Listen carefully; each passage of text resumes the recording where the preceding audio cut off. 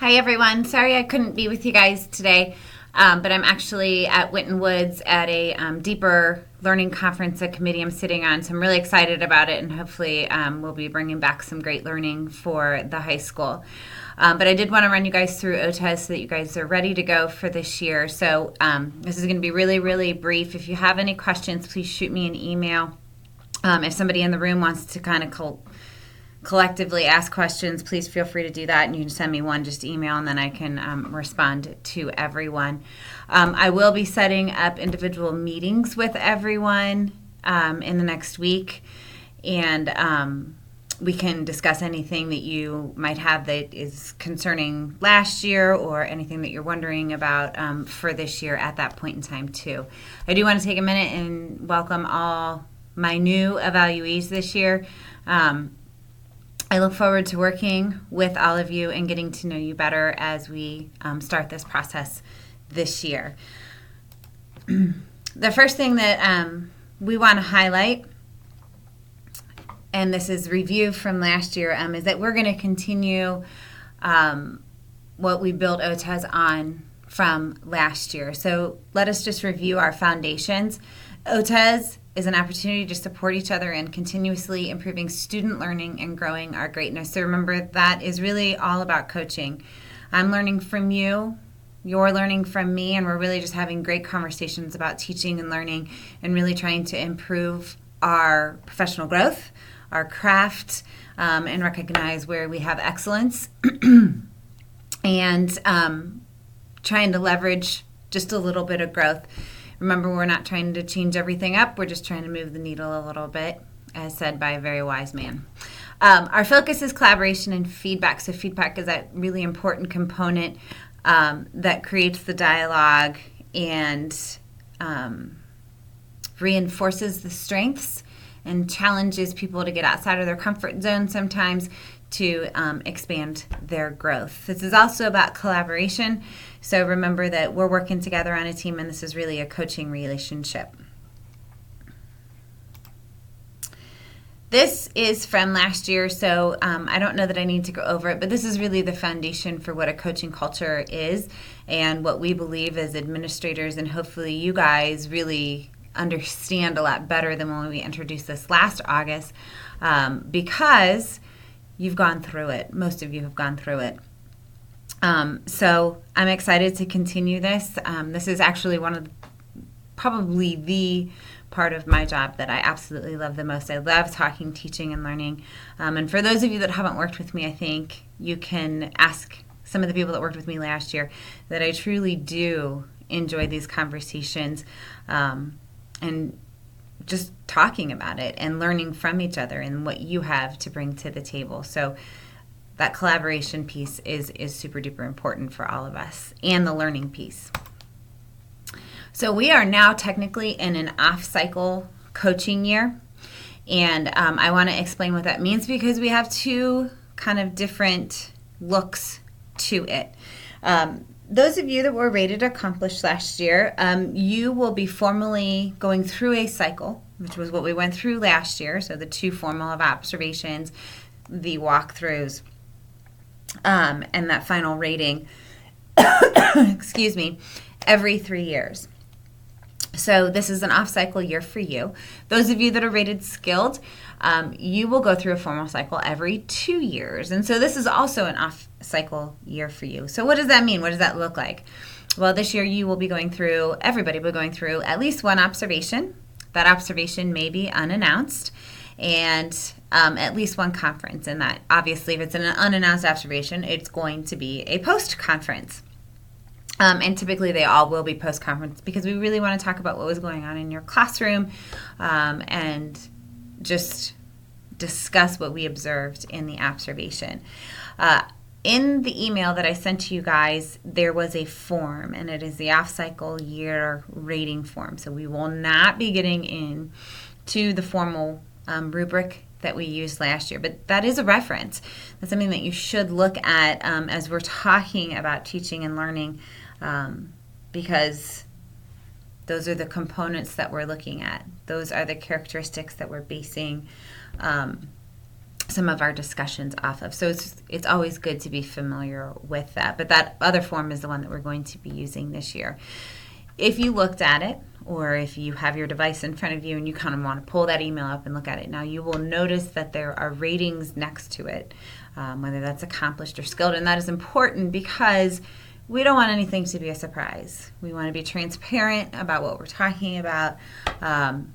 And to be clear, we won't go through the whole formal rating process again this year.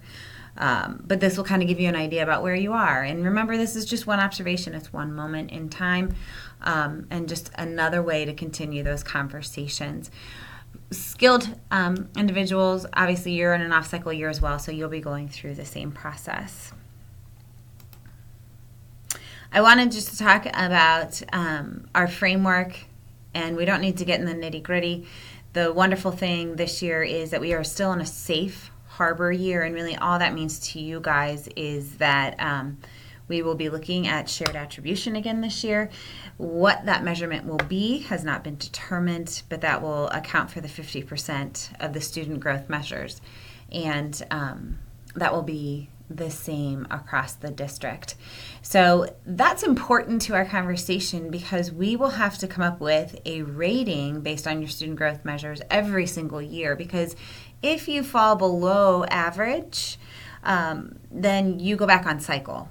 Now, is that going to happen here in Mason? Probably not. But just so you're aware, we will be looking at that, and it is going to be shared attribution this year, but we just don't know what that measurement is what's going to be used. And the most important part of this conversation, I think, especially for you guys, that is relevant to your day-to-day is the professional growth plan. So this year, we are going to be putting a lot more emphasis on this, a lot more discussion around it. So we kind of have had or should have had a lot of discussion about our goal writing process. So we've shared with you, and you have seen on countless occasions, the district goals and priorities. We've taken that, broken it down into building goals and priorities with our BLT. Hopefully you have seen that. And departments have started, most departments have started working on their department goals. So taking it down to the department. What are you in your departments going to actually be working on? So goal 1 should be based on the district, building, or department goal. Something that you're doing to move the building, department, or district forward. I know I told my people last year that certainly this can be a collaborative goal. Everyone doesn't need to have a different goal. So maybe you're working with a group of content teachers and you guys are really looking at common assessments and you really want to get those tied to DOK levels, or you want to look at formative assessment data together in small teams. Each of you could have that same goal. So certainly, again, as last year, work collaboratively on that if that pertains to you, if that has meaning for you and is something that you really know you're going to work towards this year. The second goal is the personal goal. And this one is really, you'll notice that up in the top up here, it says one must pertain to your own professional learning. What are your goals for growing in your profession this year? How are you going to enhance your own professional growth? What do you want to learn about? I'll give you something that I'm kind of, my own professional growth goal is that I want to, we read The Innovator's Mindset this summer as an administrative team, and I really want to look for ways to help people understand what innovation is and personalized learning.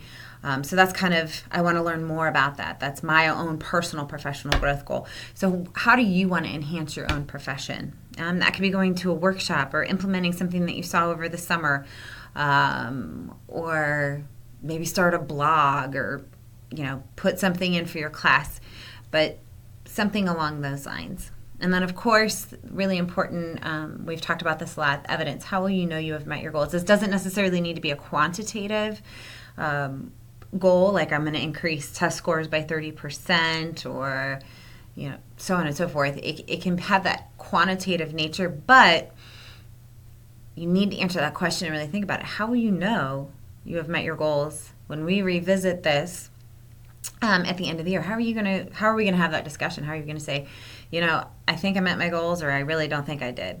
What kind of measures are you going to put in for yourself? And that's it. That's the process. So we're really going to be focusing on that professional growth plan. Today, my science people, you guys are going to be working on finalizing your department goals, and then working on your own personal professional growth plan goals. Those don't need to be completed today. That's really important. I almost forgot it. Like I said, I'm going to be scheduling meetings with everyone, hopefully next week and into the following week. And then by the end of September, after we've met and kind of talked about your professional growth plan, you can finalize those, pull those goals together, and get those in by the end of the month. So I know for science, the rest of the time is work time. Physical education, you guys are going to be working on looking at those building goals and breaking them down into department goals. And everyone else from social studies and integrated media, you guys are going to go off to your departments and hear about what you're going to be doing from your administrator. So I hope you guys have a wonderful Wednesday. Thanks for putting up with the video. Screencast-O-Matic. It's what I used in the classroom, so I absolutely love it. And I will see you guys around. Thanks. Bye.